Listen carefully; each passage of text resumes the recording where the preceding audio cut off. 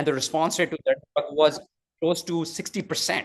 So remember, if you have a G12C mutation, you should probably try to get those patients on a G12C drug if you can get access to it, or if the patient can get access to it. And there are newer G12Cs, which are even better than this. So, but what are the challenges? Again, when you look at KRAS mutant, G12C is somewhere in the middle, right? It's in all others, it's like 1 to 2%. The main one is, remember, the way I remember it is, I'm going back to the 1980s. So I was, like Seventy said, and Milind said, I was born, brought up in Delhi. My dad was in the Indian Army. He was a doctor, and I lived in the Delhi cantonment, went to Maulana Azad. But why I'm telling you the story is, at the first time I remember this, we had this video recorder. My dad went on a conference internationally and got this VCR. And it was a big deal in those times. We got this. There was a local bhaiya who would give us those videos, and we would put it. And everybody from the army cantonment used to come. Like all our friends used to come to watch it. But the way I remember it, why I'm telling you the story, is the way I remember these mutations is DVR, right? A digital video recorder. So the way to remember it is, it's an anagram, right? So you have D, which is 40%, V, which is 30%, and R, which is 15%. Those are your main pancreatic cancer. So there's KRAS G12, 13, and 61, but majority is KRAS G12. And when you look at it, this was a retrospective analysis, which one of the postdocs at MD Anderson did on on the patients at MD Anderson. Remember, if you have KRAS wild type, they tend to do the best. Their prognosis is really good. If you have KRAS G12R, it tends to do better also. It is about a 2-year median survival. So if you have some of those patients with pancreatic who are doing really well, they probably have a KRAS G12R or their KRAS wild type. Ds and Vs are in the middle, and patients who have Q61 do the worst. So that's the way to remember it. You have wild type R tend to do the best. You have your D and V, which is in the middle, which is the majority, and then you have the Q61s, which tend to do the worst. So why is KRAS undruggable? Again, Priyanka, do I have to stop in about 20 minutes because I have a bunch of data and everything? Can I take 10 more minutes? Sure, please go ahead. Okay, thank you. Sorry, sorry, Milind. I'll just kind of, try to finish on time, but maybe I'll take 10 more minutes because it's so interesting what's happening in pancreatic cancer. So why is this undruggable, right? So undruggable, think about KRAS like a shiny ball. Again, like a nice cricket ball, but without the grooves, right? It's like if somebody's tampering with the ball, just like this nice shiny ball, you can't stick anything to it, right? And so everything slides off it. So that's the way to remember. The other thing is, think about when most of this KRAS protein, the KRAS protein is in the on state. So it's stuck in the on state. So it's like you took Fevicol and stuck it to this light switch, and the light switch is turned on all the time. You can't flip it off. So you got to really, and I'll show you how we've been able to flip it off. But that's the issue with it. It's like stuck in the on state. You can't switch it off. It's very hard. And then you have this smooth thing which nothing sticks to it. And this is the main thing, that KRAS goes between the on state and the off state, but this hydrolysis, which you see, it's not happening. It's not breaking down to the off state. So most of KRAS is in the on state. And I can go into more of a preclinical talk on why that happens, and the interesting thing now is all the alleles seem to be a little different in the hydrolysis state. So some, like the Cs, they have internal hydrolysis. So you can really use the off inhibitors to bind the C, but maybe not for the Ds and Vs. So it's super interesting, and we'll find out more in the coming years to come. All right. So I welcome you to the RAS revolution. This is from one of my collaborators, friends, David, who's in Verona, and this is a famous French painting in the Louvre. So what is daraxonrasib? This is the new kid on the block. It's hard to say. Duraxon. Either way I say it, I call it daraxon or daraxonrasib. On-rasib, right? RAS-on-ib, right? So RAS-on inhibitor. So that's another way to remember it. But think about it like a glue. Again, it's like a molecular glue. Think about it like Fevicol again, right? So you have it basically, you have the cellular chaperone called cyclophilin A. Daraxonrasib is like your Fevicol. Sticks to the cellular chaperone, sticks to the RAS-on protein, right? So the Fevicol, you can't break that bond, right? And it leads to steric hindrance and then leads to cell death. That's what happens. Think about it that way. So think about daraxonrasib. When you think about it, it's Fevicol, sticks to two things and doesn't allow that bond to break. Sticks to cyclophilin A, stick to RAS-on. All right. Preclinical experiments showed that it was, it showed this is how drug development is. Start from preclinical experiment, showed responses in the preclinical, all the studies that were done. This is a phase 1 daraxonrasib trial that we participated in at MD Anderson. One of my colleagues, David Hong, ran it. We ran some of the parts of this phase 1 trial in our GI medical oncology group. But essentially, this was the first time when we started showing responses. I mean, just my patients, that I would normally send for other drugs, like 2 to 4 months, that we would be sending them to hospice or for palliative care. These patients were just got the drug and they just wouldn't come back to see us. So it was just amazing. And what we saw was 300 milligrams was a recommended phase 2 dose. Response rate was about 36%. Remember, I told you response rates with 5-FU liposomal irinotecan is about 15%, so double the response rate.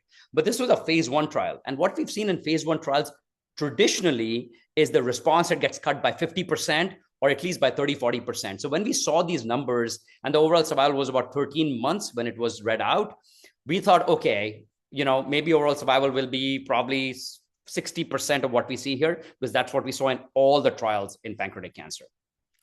Main side effect of daraxonrasib is a rash.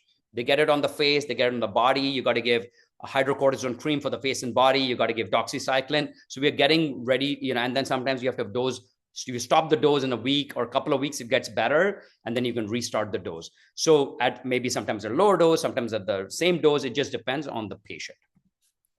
So this is a trial that we launched. I was, part of this trial. It's called Resolute 302. It's a simple trial, first line chemo, stage 4 metastatic pancreatic cancer. They had to have failed frontline chemotherapy, and then patients would get daraxonrasib or standard of care chemo. It could be anything, FOLFIRI, FOLFOX, 5-FU liposomal irinotecan. For the ones who got 5-FU frontline, you could get gemcitabine-based therapy second line.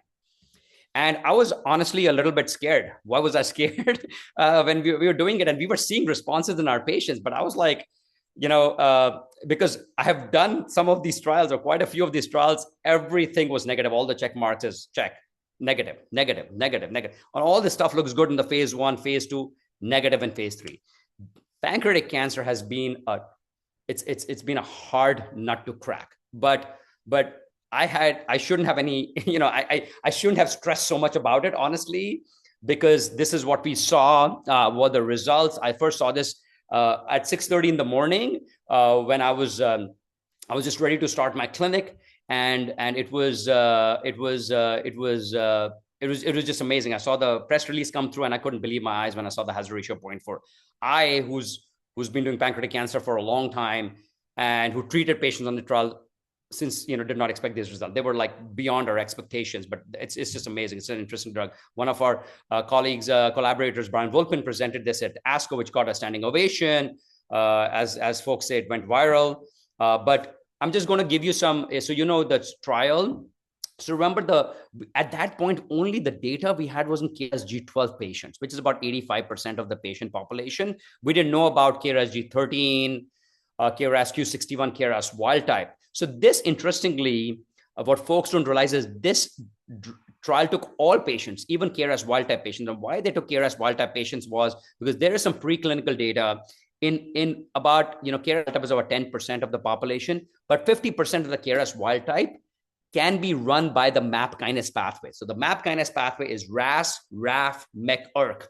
That's a pathway, right? That's like a downstream pathway. So 50% of that 10% can be run by the MAP kinase pathway. So you could impact that pathway even with this drug. So this trial was for all patients, not only KRAS mutant patients. That's important, but then they were like 90%. But the first primary endpoint was for KRAS G12 patients, because that's all data we had for. We didn't have enough patients, the Q61, Q13. And the secondary, we said, okay, if there's a secondary another analysis to be done for all the patients. Primary was overall survival and progression-free survival for the KRAS G12 population. So that's important to remember. Again, when you look at the demographics, which was mostly the main thing to see out here is that if you have KRAS G12D or V, that's 80% of your patient population. We knew that. Other RAS G12 again was about 13%, which would be they're like the G12, some of the G12s, I think C's also got into it essentially. But when you're really looking at it, mostly when that G12 is G12R essentially, right? So D and V were about, so KRAS G12D, V and R were 95% of the patient population approximately. And the G13, Q61 or no RAS mutation identified was a small number, about 8%. And these were the amazing graphs. for folks who haven't seen, like most of pancreatic cancer graphs are stuck together. We've never seen these graphs. I could, drive a truck through this graph, right? So when you really look at it, doubled the overall survival. But again, the main thing is at 1 year, majority of patients, 53% patients were alive with metastatic pancreatic cancer in the second line setting. Never seen that before. It is truly remarkable what we saw. And then when you look at the overall survival in the whole patient population, again, it almost doubled it, 13.2 months to 6.7 months. Every subgroup showed a benefit. Again, the little subgroup out here, you don't see that. It's also showing a benefit. The numbers were too small to really show you, but everything, peritoneal mets at baseline, CA 19.9, anything, everybody benefited from daraxonrasib. When you look at a progression-free survival, same story, double the progression-free survival, 3.5 to 7 months. And the response rate, again, was about 33% versus about 11%. So the interesting thing was we saw the chemotherapy did not underperform. It performed like we saw in the other trials. It performed same overall survival, same progression-free survival, same response rate. So chemotherapy did not underperform. Daraxonrasib just overperformed. That's what we expected. So that was amazing. So main side effect, remember, rash, diarrhea. We see diarrhea. We see some nausea, vomiting. Those are the main side effects. You can also get stomatitis, mucositis, essentially, which is with target therapies. These are, again, the main side effects that I talked about. Interestingly, just like FOLFIRINOX that I showed you before, the patient-related outcomes were better with daraxonrasib and part of it was because their pain was better. They started eating better. This was published in New England Journal of Medicine, which was along with the presentation. Now, where are we going? This is where we were, but we are moving rapidly. So now, if you can give it second line, can you give it first line? So this is a trial that we did, was presented at ASCO this year. A small percentage of patients, effectiveness in first line metastatic PDAC. But think about how fast the science is moving. If I told you 3 years ago that you could give a pill for pancreatic cancer treatment naive first line, you would say it's unethical for patients. And honestly, we had a lot of debate when we were doing this trial. We said, oh my God, can we really give a pill for patients with pancreatic cancer? Frontline, no chemo. But when we saw the results in the phase 1 on the second line, we said, you know what, we should try to give this benefit. And, this is in patients, not again, small numbers, 40 patients, but the response rate was close to 50% in these patients, right? So 50% higher than what we see with chemotherapy.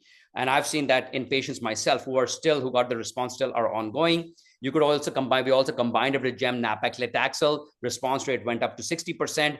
More toxicities with the combination, more diarrhea, neutropenia, thrombocytopenia, more toxicities, but higher response rate. And based on this, we've launched this trial now, which is a global trial.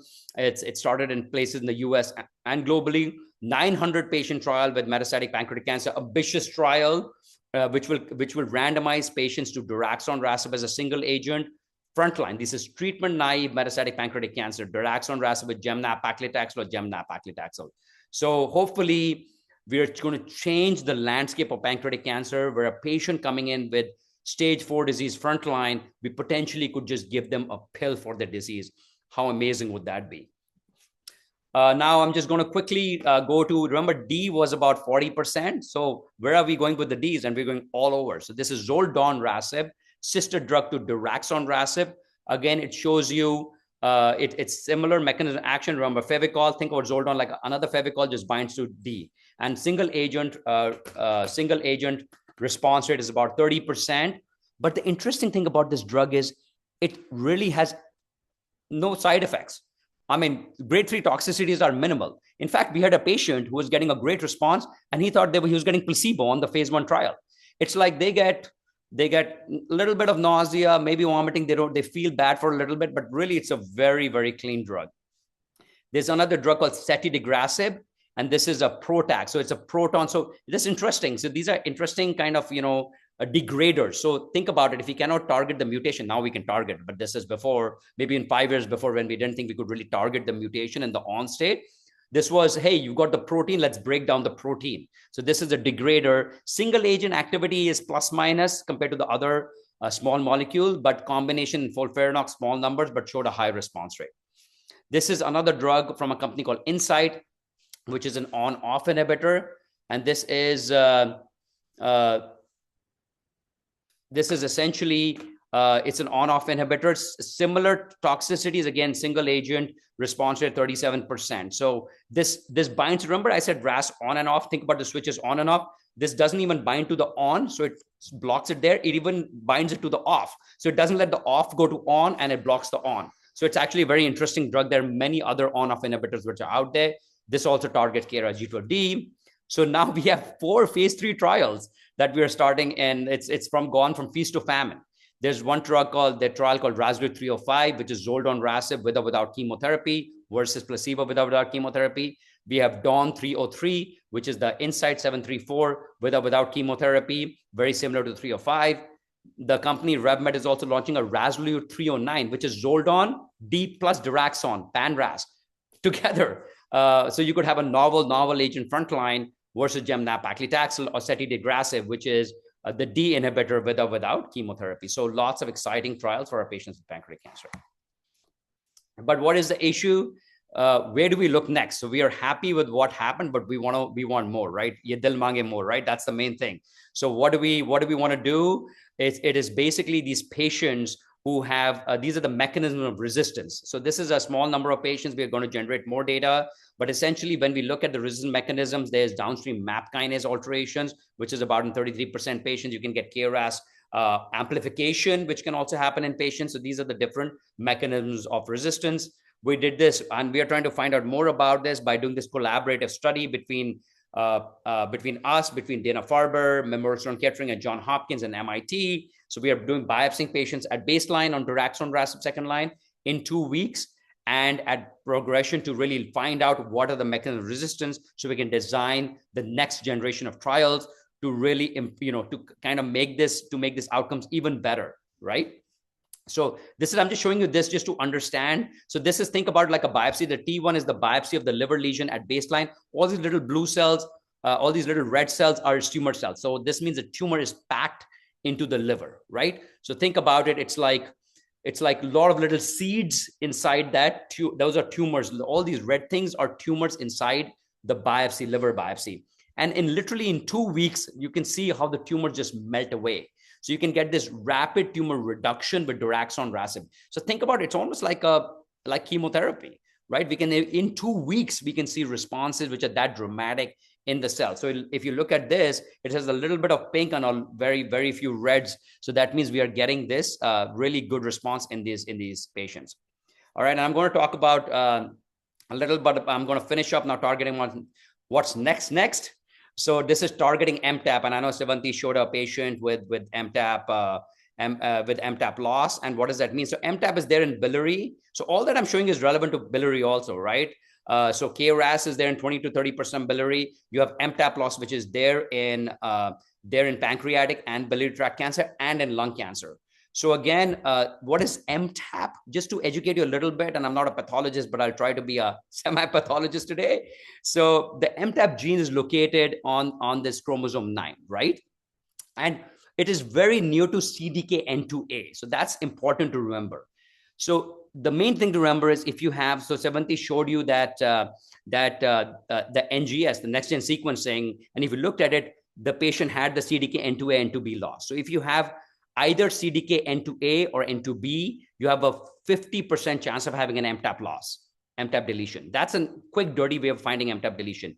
If you have an MTAP deletion, you have almost 100% chance of having a CDKN2A loss. It's like, it's like when I was, like I said, when I was growing up in my army neighborhood, we had 4 houses, right, together in our army colony. And basically, think about it, it just lies next to each other. It's like all these houses are together, and it's just, it's just the CDKN2A and MTAP lies very close to each other. So if you lose CDKN2A, chances are you lose the MTAP also, 50% chance, right?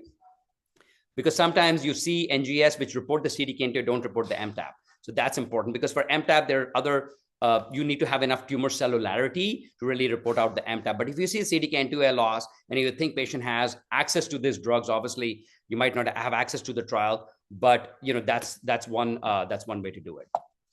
All right. So what is MTAP? Think about it again.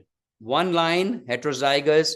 Again, you have to have both. Homozygous deletion. You've got to lose both the copies of the gene to really have that homozygous deletion of MTAP loss.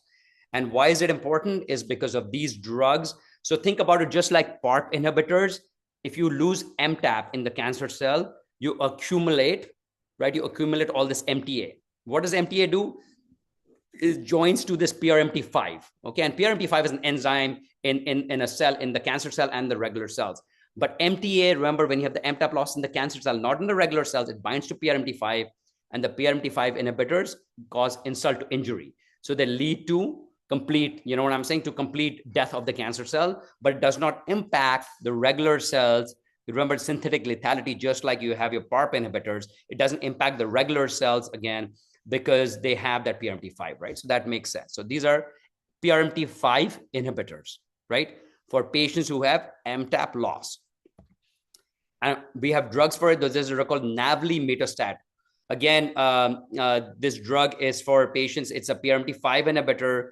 Again, very clean drug, doesn't have a lot of grade 3-4 side effects. The interesting thing about these drugs are they take their time to work. So they slowly, we see a patient, who has a 10% decrease in their target lesions, then a little bit more. But the main thing is this is called the spider plot. The plot is called the waterfall plot. Like waterfall plot is easy. Anything going up is growing, anything going down is probably shrinking in size.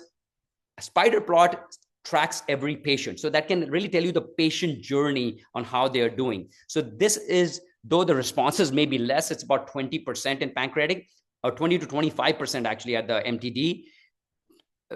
These responses are durable. The patients can stay on these drugs for some time.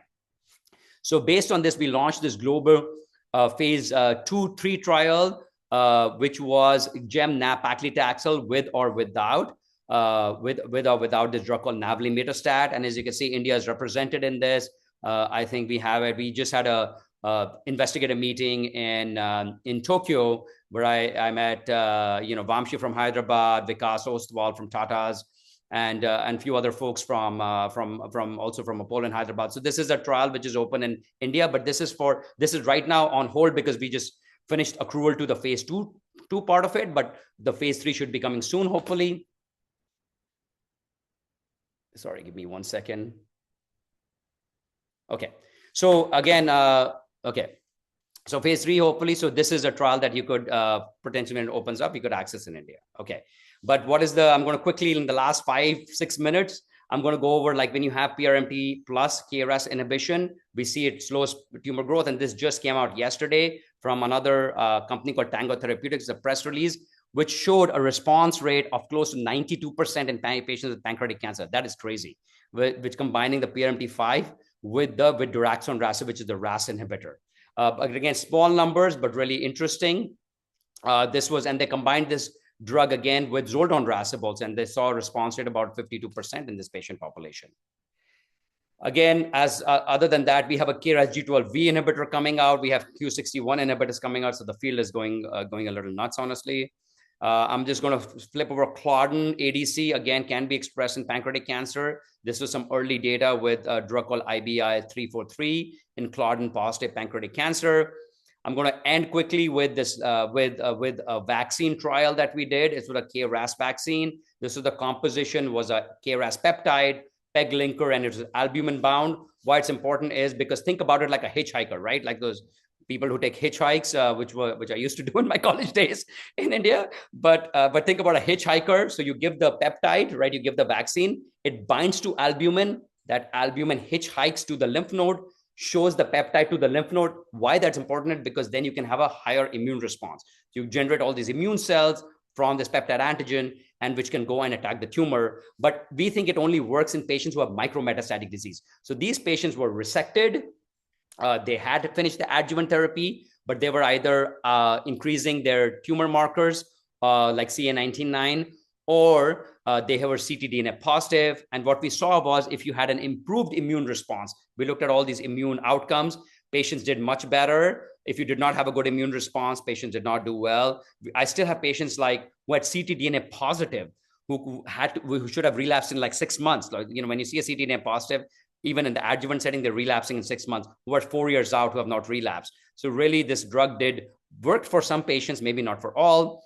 And this trial is finished. So we hopefully should be seeing the results of this soon. Randomized phase 2 trial. Patients got, after resection, 2:1 randomization, got the vaccine versus observation. And then the other adjuvant trials that we've started is Resolute 304. Again, this daraxonrasib patients after resection, after FOLFIRINOX. Remember, they have a 50 to 70% chance of recurrence. Patients either get daraxonrasib or they observe like like we normally observe patients with scans. So this is a randomized trial called Resolute 304. So where do I see the trial ratings? Remember, this was in, in 2022. We've kind of heard about this Chat GPT, and now we have all these models. We have Claude, Chat GPT. We have SpaceX sending things to Mars. But here's where I wanted to show you this. This is where all these models are. Look at this. This is a pipeline of RAS inhibitor. We have 92 drugs in clinical trials of all kind of RAS inhibitors. And I daily am with companies who are showing me another RAS inhibitor, another way to target it, why their RAS inhibitor is different. So it's amazing option that we will have for our patients for the next decade or so. And what do I see the future, Sevanti? I'm just wrapping up. Sorry about that. But where we are wrapping up is, let's say we have a patient 63. This is what we are trying to do at MD Anderson. We have a 60 and we are blessed because we have these trials. Let's say we have a patient, metastatic PDAC, tumor NGS. Again, I'm more of a tumor guy. If you can't get the tumor tissue, then you can do a ctDNA, but tumor. And if you have a KRAS mutation, maybe you could get a pan-RAS inhibitor or pan-RAS with chemo. If you have a D, you can get a pan-RAS. Remember, you can do the pan-RAS with like daraxonrasib with D also, or a D specific, all those agents that I showed with pan-RAS or D specific with chemo. If you're a PRMT5 inhibitor, maybe this is how we'll be treating pancreatic cancer 5 years from now. With the MTAP loss, you could get a PRMT5 with a pan-RAS inhibitor. The Tango just announced they're going to start a phase 3 trial with that. Or if you have Claudin, maybe you can do a Claudin and pan-RAS. So all these different options. So truly trying to make pancreatic cancer just like lung cancer. So excited about the future. And where do I see this? Remember, like this Apollo, because in Houston, NASA is, if folks didn't know, it's there in Houston and in Orlando. So just giving you some context of, in 1969, this was Apollo 11. And now you remember this Artemis mission went around, saw the dark side of the moon. And this was one of the poems which we learn in India, which is one of my favorite poems, is the woods are dark and deep, but I have promises to keep. And miles to go before I sleep, miles to go before I sleep. That means that we have so much to do in pancreatic cancer and improve outcomes for our patients. It's a very famous poem in Robert Frost. I was taught it in school. I'm guessing most of you were too. So with that, I just took like 1 minute over, but that I'm going to stop. And thank you so much again. This is and honestly an honor to be asked to give a talk here. Thank you so much. So what a phenomenal talk, Shubham. I don't even have words to express. We were glued to our screens and totally feel the palpable emotions. This is a breakthrough. It is revolutionary. And as a lead researcher who has probably committed a period of their life to this work, I think you are owning the space, and it's truly phenomenal, the presentation as well as the emotions that came through. And I will just quickly ask a couple of questions from the chat, and then we move over because we would like to bring in our panelists and our moderators for the panel discussion. Before we move, I'll just ask a couple of questions before we go to the panel. Okay, I think, we are saying we can go off the presentation mode because we can then see the panel and we can see the speaker. So, Shubham, very, very quickly, when should we test our patients now, and what are we testing at an academic research center? What all tests are we doing in terms of biomarker profiling for these patients, and when are we testing? Yeah, so again, it depends, because at Anderson, thankfully, we have some access to these drugs and everything. But, Sevanti, I'm trying to push these companies that I talked to open these trials in India also, because I know there are no RAS inhibitor trials in India. There are quite a few happening. So whenever I talk to companies, I put a plug in for the Indian sites. I say, they're the great Indian sites, which are doing great work, great data. That's what companies care about. But to answer your question is, we do it at the front. So in treatment naive, we try to do it at the front. If, and honestly, if they've just had an EUS and a biopsy, FNA, we don't like that. We try to get a nice chunk of tissue from the liver if it's metastatic or from somewhere else. So I do tissue-based NGS. again, because if they're KRAS wild type by any chance, the RNA-seq is done, so we can pick them up. So we do the germline testing again, not so much for the olaparib part, but more for the platinum part, right? So those are the two things I do it. So we do it at the beginning. So we do germline and a comprehensive NGS testing at the front line. And now we have RASolute 303 starting, and all those trials have been D that I showed you, and the MTAP inhibitor. So we're trying to, like patient has, we're trying to move quickly to do that in our patients. Amazing. And the other question that was asked in the group, and Rajas, you are right here. The question was, what about RAS inhibitors in other malignancies? Do you see some extrapolation happening on the horizon? You're watching the space, colon, lung, etc.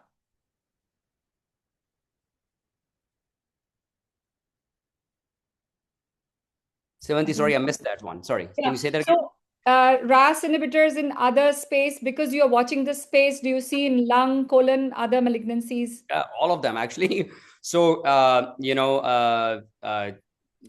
because our guru of biliary is here, Dr. Javle.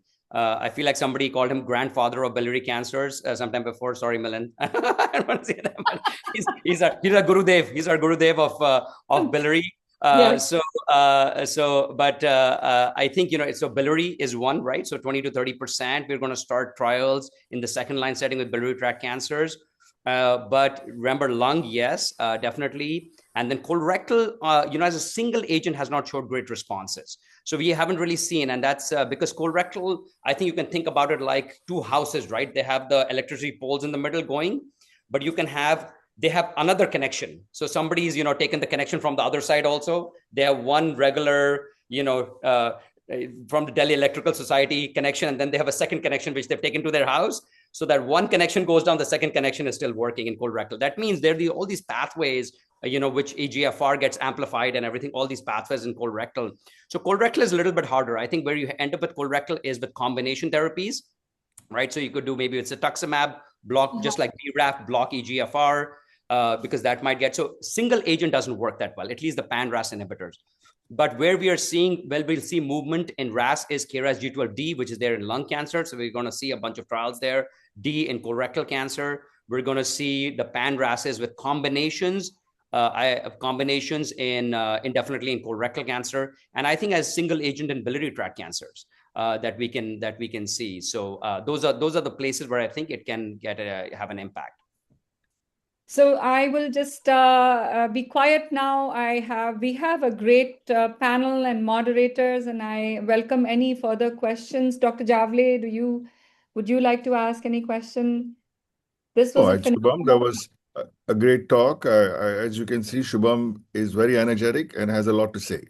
But we will go on to the next panel. I think Viraj, I think you're leading the case scenario, right? Because unfortunately, a big problem for us is actually to get these drugs in the Indian population. It's hard.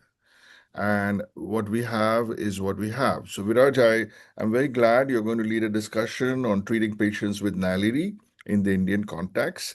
And we have a wonderful panel. Besides our friend Shubham and Sevanti, we have Dr. Ankur Bahl, Dr. Sanju Siriak, Anant Pai, and Amit Kumar. Welcome, everyone. Thank you. And Thank you. Dr. Jyoti Bajpai would be also doing the next moderation. We are introducing everybody because the best part of this talk was you could hear Shubham forever. This is, we didn't want him to stop, actually. Let me just put it that way. But I'll give you a start. This thing, poor Milind is the beneficiary of this. I show up in his office, he's like, Shubham, you need to stop. Like I have a meeting, I'm talking, and Milind in his very nice, gentle self, and amazing this thing. Says, Shubham, I have to go on a call, so you need to get out of it nicely. Not at all. It was just that if it were not for all these wonderful panelists and moderators, we would have just sat tight and heard you for 3 hours. I'm telling you, that's the spirit right now. It's such a breakthrough, and you own the space. So, but we have lovely colleagues here who brought their cases, who brought their real-time problems. These are Indian problems, and I know you are all hard for India. So I'm going to shut up, let them come in and bring this problem into the discussion. I see Ankur, they've all finished their clinics, they've all joined, and it's brilliant. Thank you. Thank you, Priyanka, for doing this. Thank you. Thank you, Dr. Sevanti. Thank you, Milind sir. Thank you, Jarurat Foundation. So, Dr. Sevanti, I will take your suggestion and I will pick Dr. Shubham Pant's brain for 3 cases that I have brought. These are all real-world cases of my practice. And of course, I'm going to ask all of my panelists first, and then I'll give Dr. Shubham Pant the final say that how would we deal forward. So I just have 3 cases. And I hope in next 15-20 minutes, I want to cover all 3 cases. So these are, this one was a 62 LAPC, had a performance status not great, had a significant weight loss. Current weight loss at the treatment was only 42 kilos. EUS biopsy was moderately differentiated adenocarcinoma. It was MSS. CA19 was around 10,000. He was diabetic, no other problem. So just to get an initial discussion out of the way, and I would want my Indian colleagues to guide me that in an LAPC, what is the treatment regimen one favors and why? So I'll start with Dr. Rankur. Yes. In LAPC, which one do you head on and why? So I could not see more cuts, but if you tell me a bit of more radiology, what about SMA, celiac axis, superior mesenteric Arteries unresectable. Arteries are unresectable. So you said that performance status is not that good. You said PS2, he's diabetic, he's 62. Still, I love to look at the albumin levels and all. And give me the timeline. When was this patient diagnosed? 2020, as Dr. Shubham said, 2021. No thanks. So these are all. So the first, this one is December. So look, gemcitabine, nab-paclitaxel, FOLFIRINOX. So this patient, I feel, as you presented, is not a suitable candidate for FOLFIRINOX. But yes, Nal-IRI Fox, I can clearly equate that patient who are not that much fit for FOLFIRINOX. I could not afford a febrile neutropenia. The drug is very costly, many times a conventional irinotecan, but yes, the amount of febrile neutropenia, the amount of sepsis, the amount of in-hospital admission, that cost matters to Indian population a lot. Many of them are out of pocket. So 2-3 days of an ICU admission or a criticalness or a sepsis with hyprocal can actually equate that FOLFIRINOX cost with the Nal-IRI Fox. So I would like to still go for a Nal-IRI Fox in this patient with the plan that I will give 4 to 6 cycle of Nal-IRI Fox, take a maximum response, still do a BRCA1, BRCA2, maximum therapy I can get. But yes, after the maximal response, I would like to radiate with an SBRT to get the maximum benefit for this locally advanced pancreatic cancer. That's my plan. Of course, genomics and NGS down the line, parallel investigation. As I hear you correctly, you think Nal-IRI Fox is better tolerated than FOLFIRINOX. So even in lower PS, you would towards Nal-IRI Fox. Dr. Amit, is this what your experience is, or you would still like to stick to GemNab, especially once we have this Mayo regimen once every 2 weeks GemNab? What are your practice patterns? So maximum patient is still on GemNab, I will say, Nal-IRI Fox. Though we can counsel the patient regarding Nal-IRI Fox, and I will still say the position of Nal-IRI Fox is between FOLFIRINOX and GemNab. So it's just a patient having an intermediate PS or so. So we can go with Nal-IRI Fox, but in clinical practice, till date, GemNab is most commonly I'm using. Right. Okay. So so I'll come to Dr. Sanju. He's here. Yeah. Hi. I see you. Yeah. So do you use a site of primary as a decider, body tail versus head pancreas, to decide which one should go where? Do I see you? No. Okay, Dr. Shubham, let me come to you. Do you use body's site of the disease? Not really. I think we just we go more on the PS and everything. Honestly, locally advanced with a CA19 of 9,000 is probably metastatic already.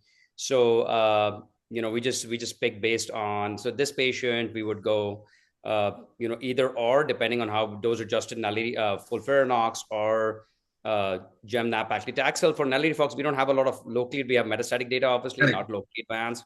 But it's reasonable. I think for me, locally advanced with a CA19 of 9,000 is already metastatic, basically. So, wow, you did a great job here, Viraj. I mean, we should. So, yeah, point well taken. So I think so that was an important message you gave. Site of the primary tumor, although I'm going to quote your own paper of MD Anderson data, where body tail platinum was scoring over head, while in head both were equal. But that's for the next case. But in this case, as for me, I still think Nal-IRI has its own set of toxicity. And like you rightly said, in LAPC, we have not very much data. So we stuck to GemNab, and especially we had this Mayo experience of 2 weekly. That's what we did with this patient. The patient did excellently well for 4 months. Although in the last CA19-9, now patient was very curious, so he used to do it CA19-9 every 2 weekly. Every time he would come, he would do CA19-9, and the last CA19-9 was increasing. So when we scanned him, the primary tumor shrunk tremendously well, beautiful response. But that's where we had a liver met. Like you rightly said, there was a liver met here, which was not present in the earlier scan. So this is where you have a discrepant response. So this is a question where I want to have Dr. Ankur, let me come back to you. Since GemNab has done well and we've decided to do GemNab, have you done something like PAXG like protocol, which is now buzzing in the neoadjuvant space? Or you want to switch to completely a second-line regimen? So what was the time difference? What was the PFS? Like, do you get a holiday for GemNab Pacli, or it was this is on therapy? On treatment. So this is the 5th month now. That's a pretty bad prognosis. But the patient is weight gain, PS0. He's gained from 42 to 50 kilos. So he's not feeling any problem. He says, I'm already cured. So pretty asymptomatic, but yes, radiological progression. And on therapy, I would still push on NGS if we can get a ray of hope by NTREC or anything which is actionable. But this is a second line now. Second line. NGS is awaited, yeah. NGS is awaited. So it's pretty like, so that is a point that why it was not sent upfront when we had a tissue, but yeah, we have to find out something. So I would suggest that Nal-IRI is a pretty still a good choice as compared to PAXG, and 5-FU based therapy. Yes, why not Nal-IRI Fox with this regime? So I'm pretty open as the performance status allows. Second line is open to me. Okay, Dr. Amit. Yes. You want to continue GemNab since it is doing so well, and just add something since we have this PAXG protocol? Not exactly, but we will surely review for any local therapy to the liver also. A targeted therapy might be given, but surely going to change the regime to Nal-IRI or Nal-IRI Fox in this patient. Okay, Dr. Shubham, how would you deal with this case? Yeah, so one of the things I wanted to point out is like people always think FOLFIRINOX or Nal-IRI Fox is better than GA, right? Correct. That's a triplet is better than doublet. ECOG is good. We need to give that. So, but remember, in the metastatic setting, yes, there's a 2-month survival benefit. But remember, I showed you the response rates were 35% with GA, right. 40% with Nal-IRI Fox.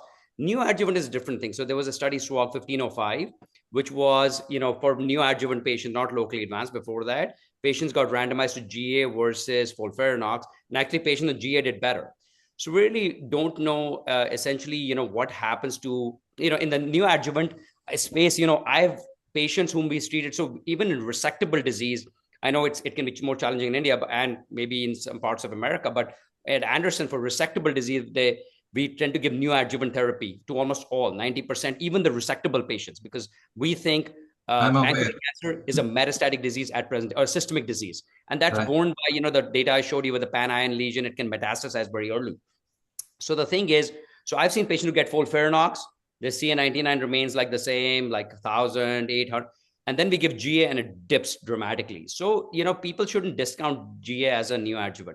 Now coming to this one, PAXG, honestly, we don't have much in the US. We don't use it much because we're like still trying to grappling with the toxicities. I'll tell you, but I did go to a investigator meeting in Vienna where I met a number of folks from Israel, and they have Ashkenazi Jewish population. Obviously, and they were in their BRCA patients who were even stage 4. PAXG seems to work amazing. Anecdotally, they were telling me that even so, maybe I didn't say it, I said GemCis, but maybe PAXG could be something that you could think about giving to your stage 4 BRCA patients also, because that platinum, like they were telling me, we are getting CRs with metastatic patients, which is amazing.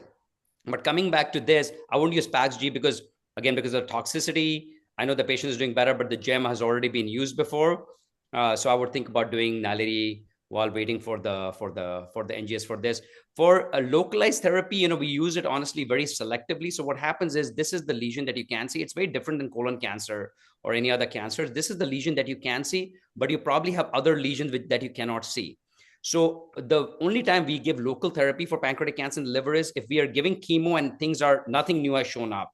And like now you're 6 months in, patients are getting the talk, and there's only one little lesion which is there. Then sometimes on certain things, on certain case by case basis, we give local therapy, but it's not very common for us. But I think everything said was very reasonable. Right. So yes, Sorry this case to intervene, Dr. Viraj. Dr. Anand Pai is also here in the panel. So if you could please. I don't see. Oh, Is his video turned on? Hi, Dr. No, Anand. I'm there. Hi.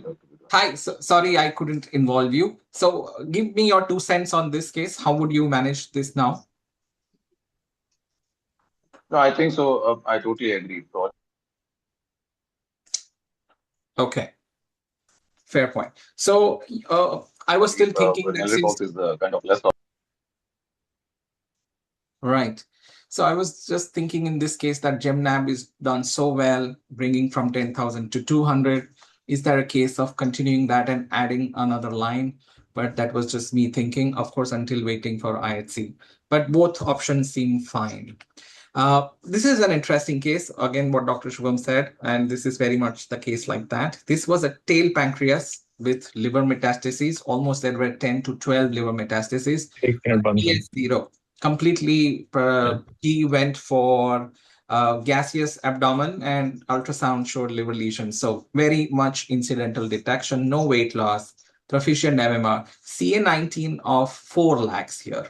Okay, this is where we did upfront NGS, and this patient had the R, G12R. I remember the lecture of Dr. Shubham now. R's are good, and the BRCA. So this was the initial NGS. And then because it had a BRCA, we wanted to fit in platinum somewhere. So at that time, Nal-IRI was just introduced. So we started this patient on Nal-IRI Fox.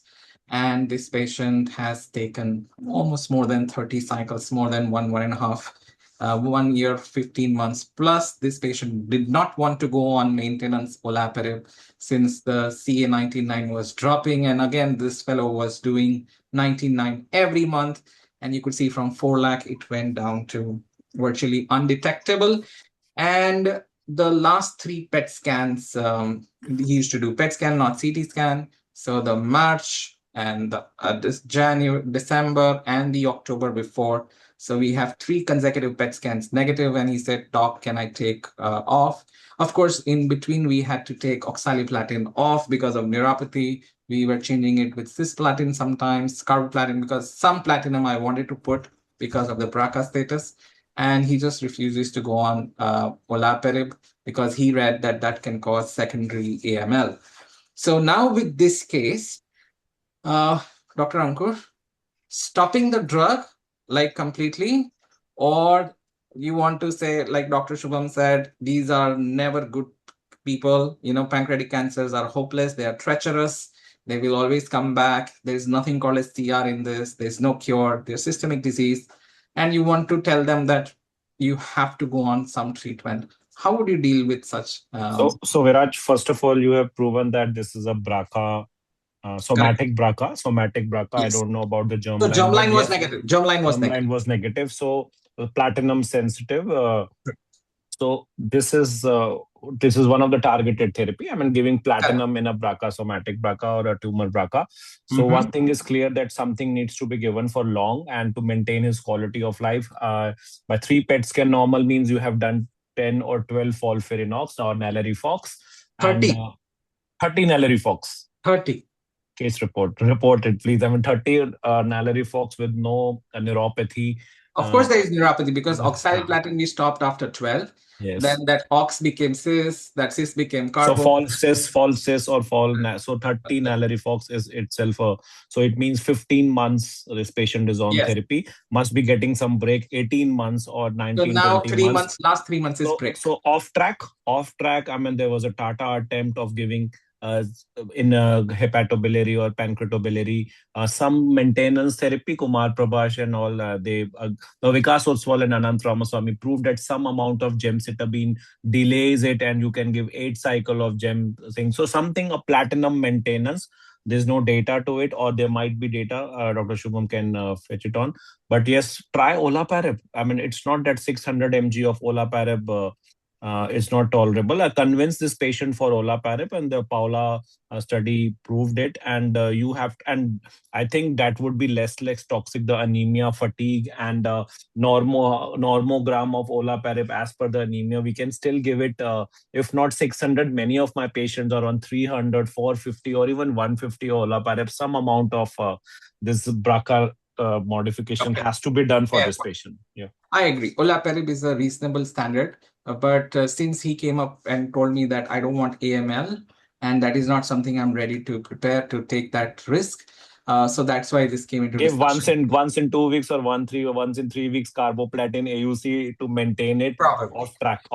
No, so let me come to Dr. Amit. The discussion point is he's had 8 months of normal CT scans or PET scans. CA19-9 has been undetectable for more than 8-9 months. His argument is there is no cancer. Why are you treating me? So does oops. So my slides went away. You need to allow me to share. So do we have a technique of MRD in pancreatic cancer? Do we have concept of MRD in pancreatic cancer? So definitely the concept is evolving. So doing a ctDNA, maybe one can go ahead with this. So it can just add on giving to a drug holiday. One may be more confident in giving a drug holiday to this patient. So, but it's still in the new stage, I said. Dr. Anand, would you consider doing ctDNA or MRD or something like that, and say that if it is negative, we just put him on drug holiday?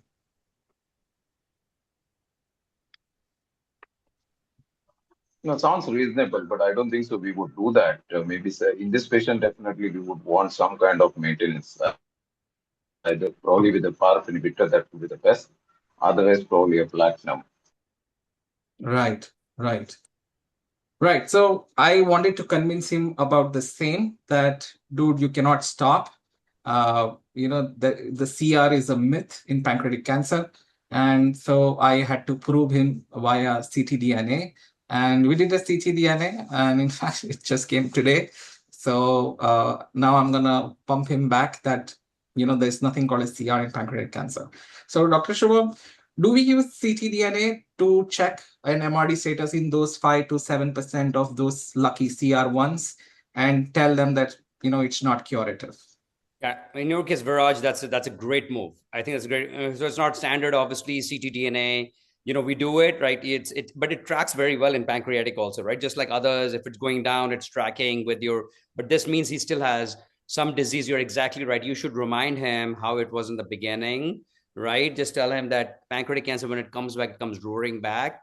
And honestly, in his case, I agree. Like you should probably, secondary AML should not be his issue. Like you talk to him a little bit about that. I understand patients read it and they get obsessed with it and they keep on going around and around on it and everything. If you have metastatic pancreatic cancer, that's the least of your worries, I think so. So I think in this case would be somebody to go on, like Ankur said, to go on olaparib, because that's something that you could kind of have that maintenance, follow his CA19-9, give him that platinum break, because like there's only so much. He's still on cisplatin, right? No. Raj, is that right? No, he has stopped since 2 months. Nothing. He has stopped since 2 months. And then what is he taking? Nothing? Nothing. Okay. So basically then you need to either put him on olaparib, because you have the chances going to get him away from it, or because the thing is there's only oxaliplatin is causing neuropathy. There's only so much. I didn't show the yesterday scan. Yesterday's scan is again CR. Yeah, I know. So what happens is you'll probably see soon, if he is off it for too long, you'll see the CA19-9 slowly creep up. maybe you could intervene at that time. You'll still see, I'm telling you, you'll do the scan, it'll still be negative, but you'll see the CA19-9 creep up, and then slowly, and then, one scan, then you'll see this disease everywhere. We've seen that with patients. So that's you gotta, that's, I would, if it were me, I would kind of exactly doing a ctDNA is a good idea, because then it's a visual cue for the patient to say, hey, I have disease. And maybe you can talk to them about olaparib, which, because again, the benefit is seen from platinum. Interestingly, they are very good prognosis. So we had some patient on clinical trials, interestingly, who got randomized to GA, and then the BRCA came back a month later, and then we had a big discussion. And for some patients, we just kept them on GA because we said, okay, we'll give them platinum and they did great on GA because they just do well. These patients just do well. But these are the ones who develop brain metastases, actually. So if they get into issues, remember always, this is one that I never scan people's brains when they're pancreatic, but this is one that you got to look out for, that they can, once they're 3 years out, they can start getting it. But that's what I would do. I would think about doing olaparib in this patient. Viraj, I just want to also make the point that, the TMB and circulating in DNA. That was my next biopsy point. It's not always reliable, right? Because you can get chips, you can get shedding DNA, but if it's that high, I would probably check it in the tumor as well, right? Because you have tumor. This is from the tumor? No, there's no tumor, right? Yeah, there's no tumor. Oh, right. So you have some prior biopsy or something? That was 2 years ago. Yeah, but the blood always overcalls the TMB, I think. Especially garden blood always overcalls the TMB. So we've got it overcalls, but this is pretty high. So, I would say if you have an original biopsy, I would check it, because single agent pembro would be approved if it is more than 20. So in the original one, it was 7. So in the original, it was 7. That's weird. Yeah. So I'm so sorry, Viraj. These cases are phenomenal. I just know that Dr. Shubham Pant has a hard stop at 9:15. Right. Other moderator is on hold, Dr. Sure. Sure. But great, but I had a good learning from the discussion. And great learning, yes. The stage is yours, Dr. Jyoti. Yeah, Jyoti, welcome. Yeah, thanks. And wonderful discussions. I can completely echo what was said, that it is tremendously going well, but in the interest of time, we have to move. So can I share my slides, please? Yes, you can go ahead. You can share your screen. Right. So can you see my slides? Yes. Perfect. So next few minutes, we shall be discussing, about the newer aspects, and Dr. Shubham has taken it really well. So I will try to fast track it in the interest of time. So prognosis of pancreatic adenocarcinoma, essentially was for decades really, dismal, and we have discussed this at length, and it's kind of lowest survival of any cancer type by organ. And then this, we have witnessed in this ASCO, and I just want all of you to recall for 20 seconds.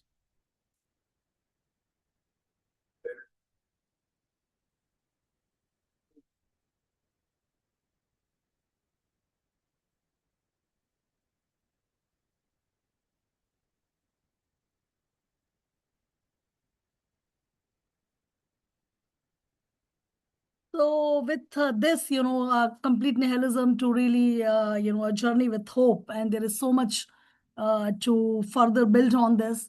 I would like to ask, maybe, and I would start with Dr. Shubham.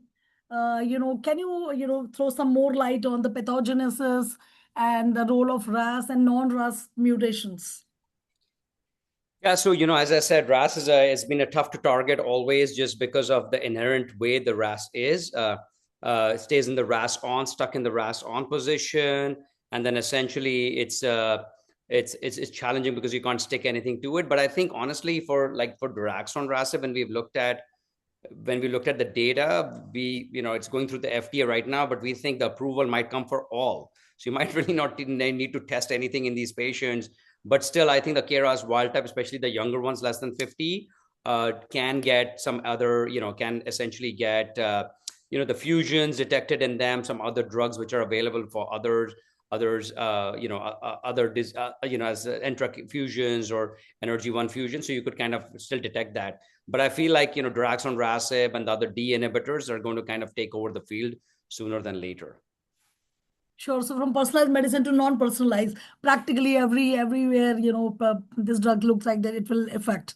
So that's also very interesting field. And we have again discussed about it's very common. And again, I'm not going in the detail. You have already discussed about that G12D is most common, then V, then R, then C. So I'll skip this part. And here, I would like to, throw some, more light on the mechanism, and maybe I'll take Ashish Joshi on this. Would you like to tell something about the mechanism and why this is working really well on this very deadly cancer? We are having Ashish Joshi with us, I or don't. else, or else Anup, with the panelist name what was given to me. So our Anup is with us, So or maybe yeah. we have the same panel. We have Ankur, we had Viraj, we Okay. have, so the So same. maybe so Viraj, you can comment on this then. Is Viraj there? Okay, Dr. Shubham, I'll move on to you in the interest of time. I believe you are definitely there. Amit Kumar, Dr. Prasad, Prashant Nair. Please switch on your videos, guys. The panel is all done, looks like. So, Dr. Shubham, can you take this? Yes, absolutely. And I have a hard stop, Sevanti, as I said, in about 5 minutes. Yes. But yeah, so I think, Jyoti, thank you. First, I need to figure out from you how you did that slide of Brian talking and everybody getting up together. I need to borrow that slide from you or know how to do that. I still haven't figured that one out. But yeah, you're exactly right. I think with that on switch is important, that essentially that you see this GTP hydrolysis. So it's normally in a normal cell, you have like a regular cycle, right? It's everything, the world is in balance. So GDP becomes GTP and the GTP gets hydrolyzed back to GDP. But when you have the RAS mutation, that hydrolysis break, as you've shown with these like broken lines, that hydrolysis break, it does not work because of the mutation, and you're in the GTP phase.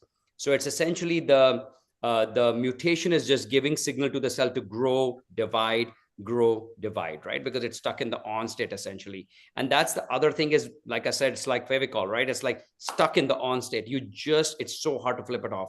And we've tried different ways and it's not worked. So before this, historically, we have done KRAS GDP agents. There was another in which we've tried to kind of block it in the off state. But the trouble is it's so much on the on state. It's like a tsunami coming down. Like it just overwhelms everything. The on just overwhelms the off.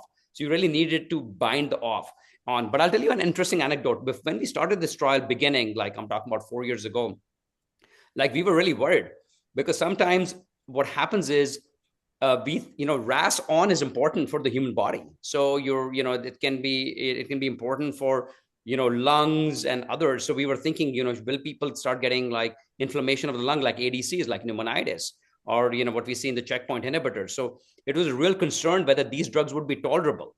So it was we were very gingerly giving these drugs to these patients. It didn't pan out. But remember, that's one of the, and we'll know about this, like one patient on the daraxonrasib, only one, but they did die of pneumonitis.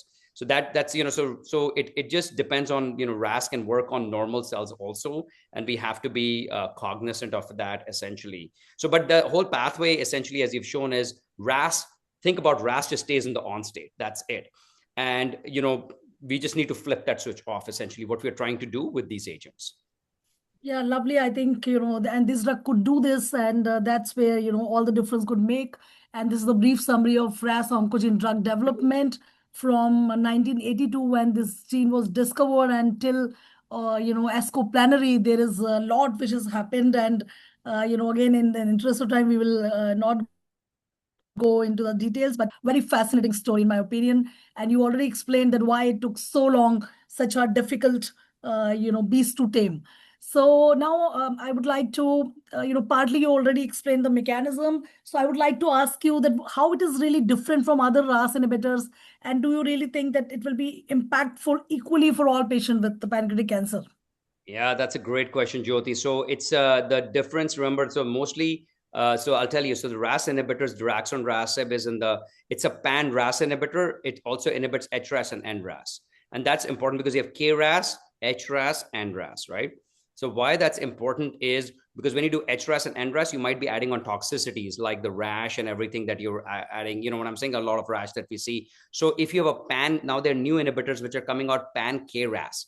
They're not pan-RAS, they're pan-KRAS. So it means the toxicities may be lower in these next compounds which are coming in. It's like EGFR inhibitors, right? We had erlotinib, and then we had all these other EGFR inhibitors coming. So I think the binding is going to get better on these agents, and it's going to be a little bit better. But they're different. So remember, the KRAS G12D is where you see the difference. Where you'll start seeing the pan-RAS is you have zoldonrasib, RAS-on inhibitor. You have INCB734 inside drug, which is on-off. It goes to both the sides, and then you have cetidegrasib, which is a PROTAC, which breaks down the protein essentially. And we're going to see these differences come more and more in these pan-RAS inhibitors. So from pan-RAS, we're going to go to pan-KRAS. From pan-KRAS, we'll probably go to protein degraders, on-off inhibitors, and on inhibitors, basically, which will be bind with more frequency. And you can't imagine, I showed you that slide about 90. Some of obviously drugs won't make it, but there's a lot of binding. So basically think about drug development, first time they just bind it like sotorasib, adagrasib, right? You learn the binding, and then what these chemists do is they find to bind it really tightly, right? And then they don't let it go. And then just how it cycles, the hydrolysis, it's all a very complicated thing. But essentially, we are going to get better and better, just like lung cancer. Just think about the thing. All these companies that are talking to, they're already thinking about the third generation of RAS. But the question is, how do we accrue these trials? Where do we put these in there and everything? So a lot of stuff is going to happen, but that's the different thing. Now, the last thing I'm going to say before I leave is, I think it is going to be impactful for all patients with pancreatic cancer because approval might be in all patients. But there's one nuance because the company still hasn't released what happened to the KRAS wild type patients, right? What was their specific, what happened to them specifically? So we think they might get benefit, but not as much benefit. But as we say, they're riding the coattails, right? If you have all these patients getting all these benefit, maybe the RAS wild type aren't getting that huge benefit, but they might be getting a little bit of benefit. So they're riding the coattails. But we don't know what the root truth. There is preclinical data, like I said, that they should be KRAS wild type, should be impacted by the drug, but we really don't have clinical data. But I'm guessing, the approval might come for all patients. But our KRAS wild type, we still don't know. Like, do they get that magnitude of benefit? Because again, that pathway might or might not be on in these patients, but we might get, approval for all patients. So with that, I want to thank you, Jyoti, great presentation. Thank you so much, Sevanti, and thank you, Priyanka. Amazing job as always, and thanks, Milind. Thank you, Shubham. Thank you very much, Shubham. And thank you very so much useful. for coming so and much. for all the energy that Dr. Javle told us you have. We could totally witness that. So it was Thank all you. palpable, and more power to you for the great work you are doing. Thank you. Thank you everyone. for Thank you so much. Thank you so much. adding so much meaning to our meeting. Right. So, for the remaining panelists, maybe, Jyoti, I was just going to say, we could never bring in that much energy or knowledge, intelligence. That was brilliant, wasn't it? He was Absolutely. so great, so amazing. Absolutely. I think I would just like to acknowledge that we haven't had a meeting in Horizon like this, right, Dr. Javle? Yeah. You're right. This is And amazing. it's, I think the sum is greater than the parts. The most important thing is we are all talking to each other Right. and discussing. And we have a speaker here who brings a lot of energy, enthusiasm, and it just goes, it's contagious. Yeah. So, Jyoti, you have, please go ahead. Yeah. And I wanted to acknowledge, Jyoti, that even your slides were great. They actually brought out some of the points that he had touched upon, but you elaborated on those, especially the mechanism of the GDP, GTP, the RAS and non-RAS. From a precision perspective, this rings in home completely. And also later, the pan-RAS, pan-KRAS, these are things that he had mentioned, but because of your discussion, I think he elaborated on those. So Yeah, I think those is the most difficult thing to understand. So I thought that as well chew his brain more for this. So I will I have skipped my slides in between. I'll just go to the final. So whosoever is present at the moment, maybe we can discuss. Would you really change? Maybe Dr. Zavli, I would ask this from you. We have the data, we have all the promises. So would you really feel this is going to just change the Monday morning practice? Basal, definitely if there is an availability of the drug. And also, do you think that this can be extrapolated? Right now, it is a second line data. In other situations, first line, perioperative, there are so many trials which are ongoing. But what it as at present? Well, I would say that I think, like Semanti said at the ASCO meeting, this is a historic event for all of us who treat GI, really all of oncology. I can link this to like HER2-directed therapy in breast cancer or like MSI high and immunotherapy, and I think Kevin Shokart, who was the scientist who actually worked on KRAS G12C and started this journey. I mean, these scientists are, what they have done is incredible. I mean, I'm sure we'll have a couple of Nobels coming out of it. But to long winding answer to your question, yes, it has already changed our practice. We have an expanded access program. We register patients for it. We give them the drug. And this is a program for now 2 or 3 months. Hopefully, we get the drug approved. I'm a part of a committee, a global committee, where we advocate that drugs should be available. Why should somebody in Congo not have access to a drug? So these are things that I think we have to advocate as a community across. Yes, it's absolutely changed. And I think we are going to learn how to, oncologists are very good at extrapolating one scenario to another. So you have second line pancreas. There's combination trials with GA, with FOLFIRINOX, adjuvant setting, combination with MTAP loss, combination with immunotherapy. So I think the next 5 years will be these different scenarios. Absolutely, sounds completely, very promising. And it's, after so many decades, we are having a chance to really change the fate of these cancer patients. So very fascinating. Now, this space is really evolving. I would just like to touch base upon 2, 3 more things. A lot of things already Shubham touched. One was one interesting abstract, but also presented about the TT fields, which got FDA approval also, this, non-invasive device. So what is the thought process on locally advanced pancreatic cancer? And maybe anybody, maybe Seventy, you can also take this. And also about the GSK3 beta inhibitors, which is recently in Nature's Communication. mRNA vaccines. I think these 3 things also looking fascinating to me in this field. So I am most intrigued by the vaccine. To each their own. I'm most intrigued by that. I've been attracted to vaccines and solid tumor vaccines for the longest time, and I've sort of walked the path, from dendritic to the peptides and to the mRNA vaccine. So most intrigued by that. I see a lot of promise there. But actually, just to elaborate on one of the points that you said, is it going to change our practice from Monday morning? It's changed in a way where it's actually become such a huge heartache because KRAS Yes. is so common, and across from pancreas to other tumor types. And Rajesh from my team, Dr. Rajesh, asked this question, and I think all of us feel this way.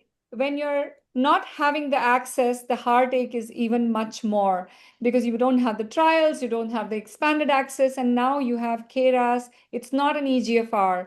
It is not an NTRK. It's not a once in a while thing. This is going to show up in our clinic every single day, Monday morning through Saturday evening. We are going to be seeing this, and we are going to be feeling the lack of not having the studies. So really a promising time, a hopeful time for all of us in oncology.